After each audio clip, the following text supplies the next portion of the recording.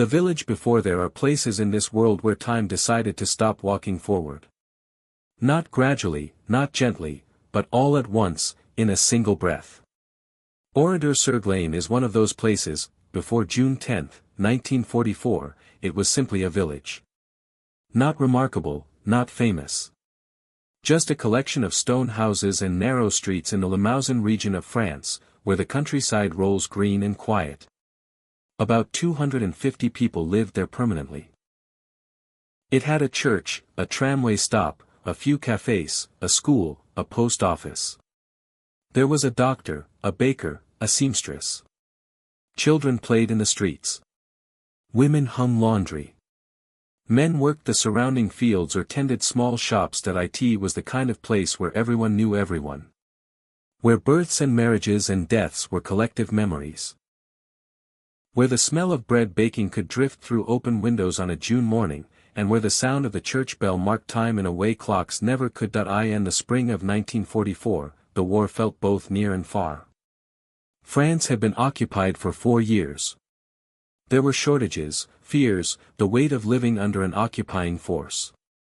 But Oradour-sur-Glane was not strategic. It was not a hub of resistance. It was not a symbol of anything except ordinary life continuing as best it could under impossible circumstances. There were refugees in the village that June, families from other regions seeking safety in the countryside. The population had swelled temporarily. People were managing. Surviving. Hoping the war would end soon, that life could return to what it had been before. That hope is important to remember. Because hope is always present in the last ordinary moments. On the morning of June 10, it was warm. A Saturday. Market day energy, even if the markets were smaller now. Children were in school, a break in the academic year was coming soon. People were moving through their routines, the kind of routines that feel eternal when you're inside them, and impossibly fragile when you look back. Someone was repairing a bicycle. Someone else was writing a letter. A woman was sewing in her home, her machine near a window for the light. The doctor was in his office. The tram had made its morning journey and would return in the afternoon. Life was small and specific and deeply ordinary. This ordinariness is not a backdrop. It is the entire point. Because what happened in Oradour-sur-Glane did not happen to symbols or statistics. It happened to people living inside the assumption that there would be a tomorrow. That they would finish their tasks. That the children in school would come home for lunch. That evening would arrive with its predictable rhythms. The village existed in the present tense, unaware it was about to be locked forever in the past. The day everything stopped. It was early afternoon when the trucks arrived. The 2nd SS Panzer Division Das Reich was moving north through France. They had a reputation. They had left devastation in their wake. But Oradour-sur-Glane was not on any map that mattered. It was not a target. And yet, for reasons that remain debated and unclear, they turned toward the village. Around 2 p.m., soldiers surrounded Oradour-sur-Glane. They moved through the streets, ordering everyone to gather in the village square, the Champ de Foire. Everyone. Men, women, children. The elderly. The infants. The refugees. The schoolchildren, taken from their classrooms. No exceptions. Identity papers would be checked, they said. A routine inspection. People obeyed. What else could they do? The square filled. Hundreds of people standing together under the June sun, confused, frightened, but not yet comprehending. Because this had happened before in other places, inspections, interrogations, occupation procedures. Terrifying, but survivable. Then came the separation. The men and older boys were divided from the women and children. The men were told they were being taken to verify identities, to search for hidden weapons. They were split into groups and marched to barns and garages around the village. About 190 men. Locked inside structures that would become their tombs. The women and children, over 400 of them, were herded toward the church. The village church, where weddings and baptisms had been held, where prayers had been said for generations. They were told to wait there. They went inside. The doors were closed. What happened next cannot be told in detail, but it must be acknowledged. The men in the barns were shot, then the buildings were set ablaze. The women and children in the church, smoke grenades, gunfire, fire. The church became an inferno. A few people tried to escape. Almost none succeeded. By evening, 642 people were dead. The village was burning. Homes were looted and then torched. The streets that had been filled with ordinary life that morning were now filled with smoke and silence. 6 people survived. 6, out of hundreds. They escaped by chance, by miracle, by the thinnest margin between life and death. They hid. They fled into the surrounding countryside. They carried the story with them. By nightfall, Oradour-sur-Glane was no longer a village. It was a graveyard. And the question that would haunt the place forever, why? There was no resistance cell here. No strategic reason. Historians have theories: mistaken identity with another village, collective punishment, arbitrary cruelty. But no answer will ever be sufficient. Some acts exist beyond explanation, suspended in their own horror. The war would continue for another year. But for Oradour-sur-Glane, time stopped on June 10, 1944, at approximately 4 p.m. The silence that followed. When the soldiers left, the smoke continued to rise. It took time for people from neighboring villages to understand what had happened. The SS had cordoned off the area, but eventually, as they moved on, locals approached. What they found was incomprehensible. A village annihilated. Bodies in the streets. The church collapsed and charred. Homes gutted by fire. The survivors, those 6 individuals, told what they had witnessed. Their testimony became the foundation of memory. But memory, in the face of something like this, feels desperately inadequate. French authorities arrived. Then investigators. The evidence was overwhelming and terrible. There was no ambiguity about what had occurred, only about why. The ruins were documented. The bodies were recovered and buried. The village was declared a martyred village, village martyr, a designation that carried legal and symbolic weight. And then a decision was made. It was decided almost immediately, by national consensus and local insistence, that Oradour-sur-Glane would not be rebuilt. It would not be cleared away. It would not be erased or covered over with new construction, new life, new attempts to move forward. Instead, it would be preserved exactly as it was left. This was not a common decision. After the war, many destroyed places were rebuilt. Cities rose again from rubble. Villages were reconstructed. The impulse to restore, to continue, to prove that life could triumph over death, that impulse is deeply human. But Oradour-sur-Glane would be different. It would become a witness. A testimony carved into stone and ash. A place where absence itself would speak. Charles de Gaulle visited the ruins in 1945. He declared that the village should remain untouched, that it should stand as a permanent reminder. And so it did. A new village, Oradour-sur-Glane Nouveau, was built nearby to house the displaced population and their descendants. Life continued there, in a place designed for the living. But the old village, the ruined one, was left to silence. Walls still standing but roofless. Streets littered with rubble. Cars rusted where they had been abandoned. Personal belongings scattered in the ash. The church, its structure skeletal against the sky. It was not restoration. It was preservation of destruction.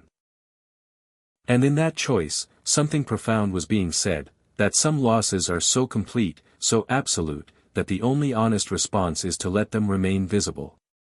Not to look away. Not to tidy up the aftermath. But to allow the place itself to remember. Walking through the ruins today. When you visit Oradour-sur-Glane now, you enter through a modern memorial center. There are photographs, testimonies, timelines. And then you step outside, through a gate, and you are standing on the original street. The first thing you notice is the silence. Even when there are other visitors, the place is quiet. People speak in whispers if they speak at all. It is not a rule imposed from outside. It is something the place itself demands. The street, Rue Principale, still runs through the center of the village. The tramway tracks are still embedded in the road, metal lines that once carried people in and out of ordinary days. Now they lead nowhere. The tram stop remains, a simple shelter, rusted and empty. You walk slowly.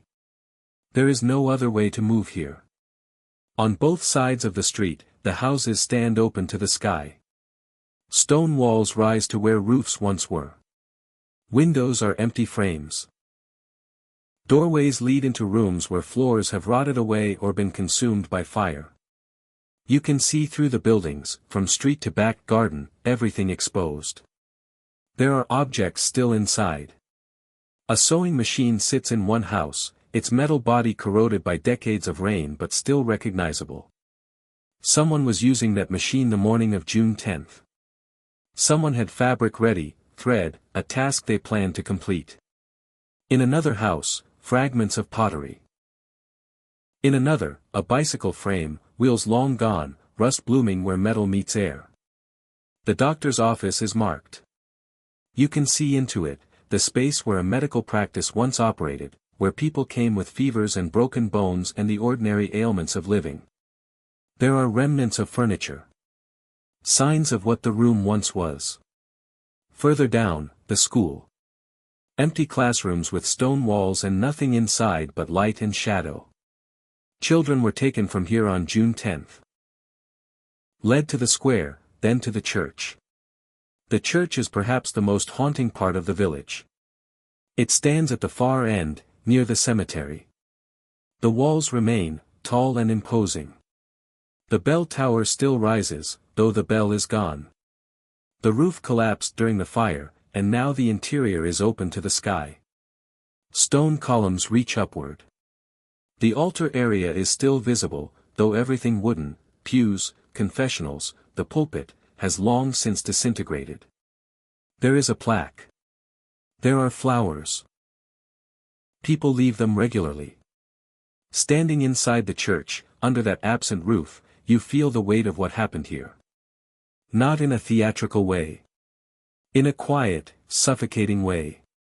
This was a place of sanctuary. It became something else. Throughout the village, small metal plaques mark where families lived. Names, addresses. Reminders that these were not anonymous ruins but homes. The Milord family. The Beaubrul family. The Desordos family. Each plaque is an insistence, people lived here. Cars sit in garages and on streets. A Peugeot, a Citroën, their metal bodies collapsing slowly over decades. They were new once. Someone drove them to the village for safety. Now they are fossils. There are gardens where weeds and wildflowers grow. Stone walls divide properties that no longer belong to anyone. Trees have grown tall in places where courtyards once were.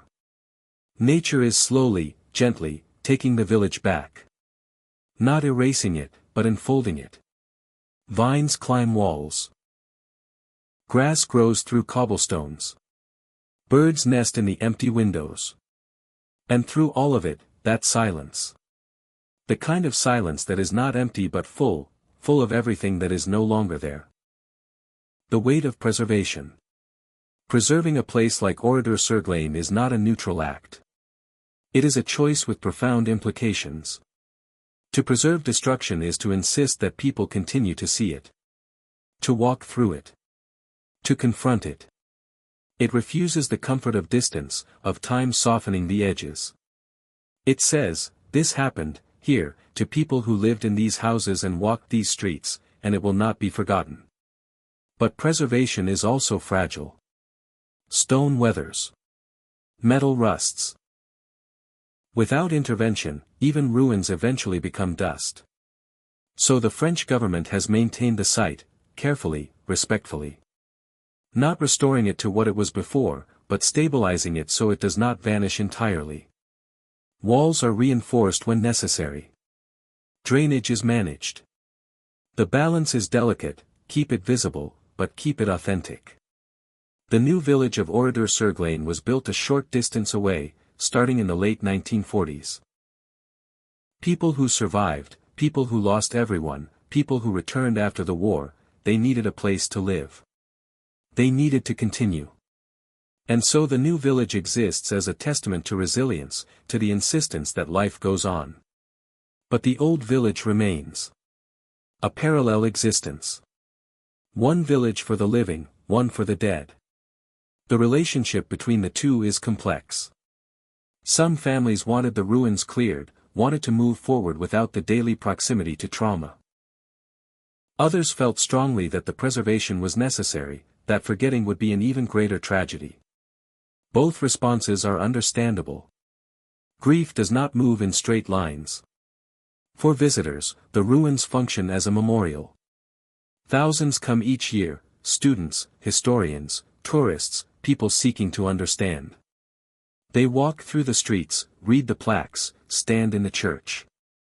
They leave flowers, stones, messages. But what is being memorialized?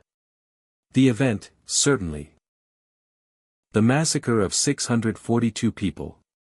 But also something broader, the fragility of civilization, the capacity for cruelty, the importance of bearing witness. The ruins ask something of us. They ask us to remember not in the abstract, but in the specific. To think of the doctor who kept his practice here. The woman at her sewing machine. The children in school. To hold in mind the individual lives, not just the collective tragedy. There is no redemption in Oradour-sur-Glane. No uplifting narrative. It does not teach a tidy lesson. It simply exists, stubborn and quiet, refusing to let horror disappear into history. Some memorials are built to inspire. This one is built to unsettle. And in that unsettling, there is perhaps something essential, the refusal to make peace with the unacceptable. The visitors and the silence. People come to Oradour-sur-Glane for different reasons. Some come because they are students, assigned to learn about World War II, about occupied France, about atrocities. They arrive on buses, in groups, with teachers and worksheets. They walk through the ruins with the restless energy of youth, but even they tend to grow quiet. Others come because they are descendants, grandchildren and great-grandchildren of survivors, or of people who lived in nearby villages.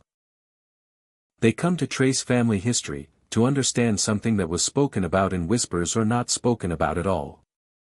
Some are historians, researchers, writers. They come with questions, cameras, notebooks. They measure and document and try to make sense of senselessness.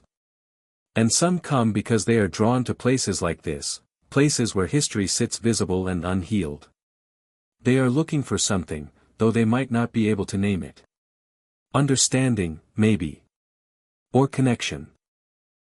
Or just the experience of standing in a place where the past is not past at all, but present and pressing. Regardless of why people come, the village imposes a certain behavior. You do not run here. You do not shout. You do not laugh carelessly.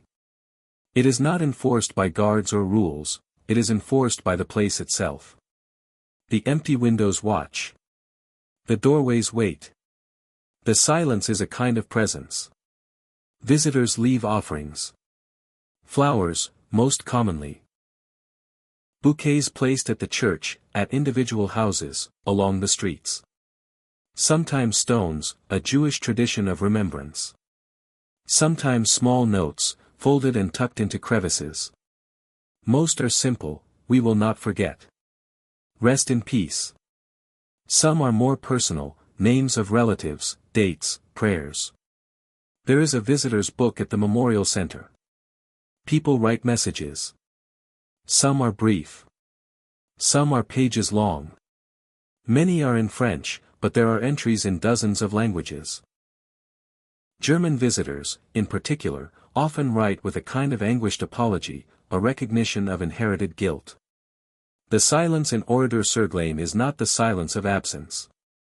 It is the silence of attention. Of hundreds, thousands, tens of thousands of people over decades standing still and listening to what the place has to say. And what does it say? It says, this was real. These were people. This is what hatred looks like when it is organized and given permission. This is what happens when ordinary humanity is stripped away. It says, do not look away. Time and memory. 80 years have passed since June 10, 1944. In that time, the ruins of Oradour-sur-Glane have aged. Walls that stood firm in the immediate aftermath have weakened. Paint has faded completely. Metal has rusted through. Wood has turned to dust. Winter comes every year, bringing rain and frost. Snow sometimes settles on the empty roofs of houses, melting into rooms that no longer have floors. Spring arrives with wildflowers pushing through cracks in the pavement. Summer heat bakes the stone. Autumn leaves blow through doorways and gather in corners. Nature does not respect human tragedy.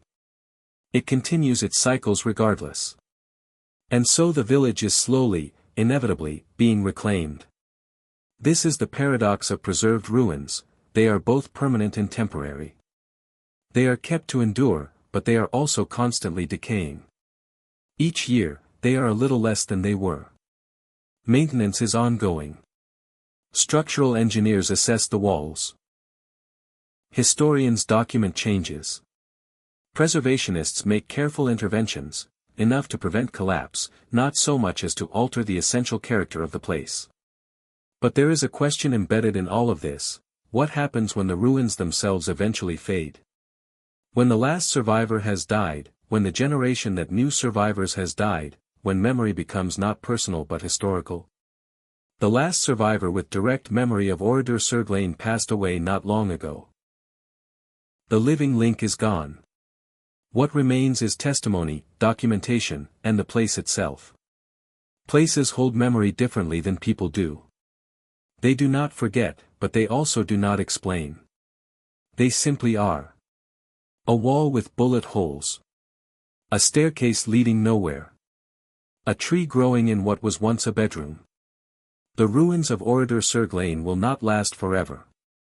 Eventually, despite all preservation efforts, they will crumble entirely. Stone will return to earth. Metal will corrode completely. The village will, in some distant future, become a field again. But for now, it stands. A place caught between what it was and what it has become. A village that is no longer a village but is not quite a memorial either.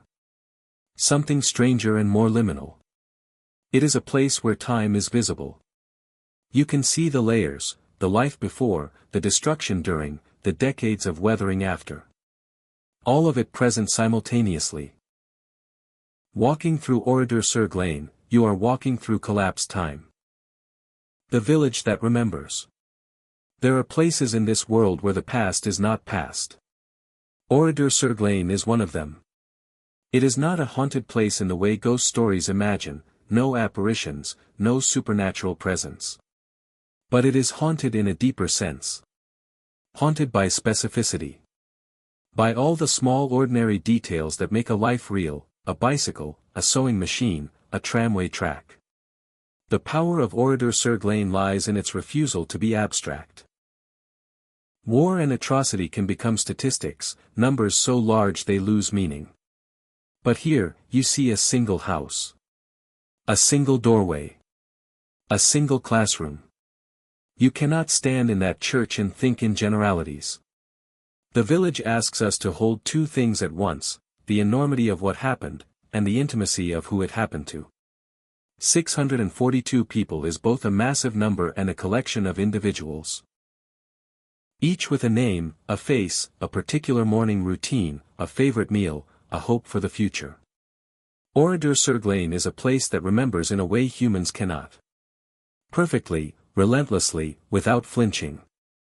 We forget. We must forget, to some degree, in order to continue living. Memory is selective, self-protective. But stone does not forget. Rust does not forget. The empty window frames hold the image of what passed through them. The village stands as a kind of witness. Silent, patient, permanent, or as permanent as anything can be. For those who visit, it offers no comfort. No resolution. No sense that justice has been fully served or meaning has been extracted from meaninglessness. It simply says, this happened. Here. To them. And perhaps that is enough. Perhaps that is everything.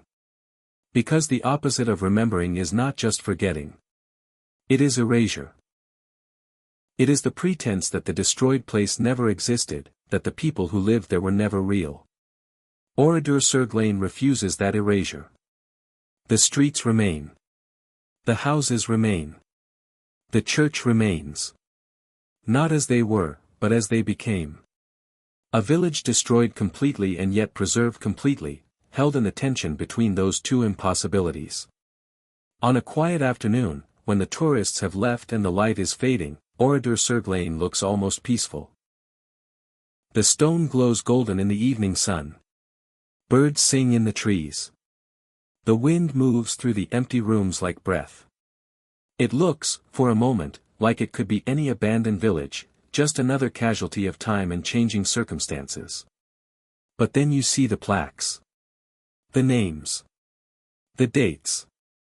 All the same date. And you remember, this is not about time. This is about choice. About what humans are capable of doing to one another. About the necessity of witnessing, even when, especially when. What we are asked to witness is unbearable. Oradour-sur-Glane is a village that stopped living but never stopped speaking. Its language is silence. Its message is presence. It says, I was here. We were here. This happened. Remember.